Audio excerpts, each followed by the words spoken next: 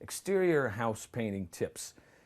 If you are a homeowner and you're planning on painting your own home, first of all, I would suggest you give it another thought. You may find that in the long run it may be better to have somebody professional do it.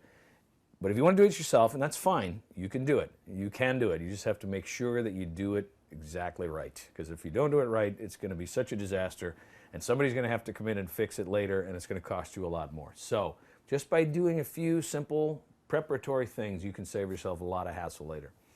Number one thing, first of all, check the existing paint, see what kind of shape it's in. If it's chipping or flaking anywhere, make sure you go in there and scrape that all off. And if you rub your hand on the side of the house and it comes off dusty or chalky, then you're going to have to power wash the house, or even sandblast it, depending on how serious the problem is. Because if you try to paint over that, the paint's just going to peel right off.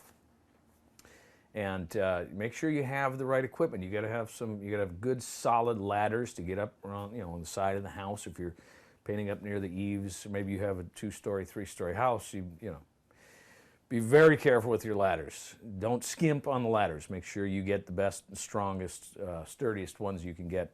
And the quality of your paint is very important. Don't try to save a few bucks and get some cheaper paint. Get the best paint that you can afford within your budget. And if you have to spend a little more money, spend it on the paint. That's what's going to be sticking to the house. So the better the paint you have, the longer the paint job is going to last, the better it's going to look. And take a look around at some of your window joints, and if you have a stucco home, for example, if there's cracks in the stucco, make sure you go in there with a good quality paintable silicone and fill in those cracks. It'll look better, and it's actually structurally probably a good idea too. You won't get leaks and drafts in there.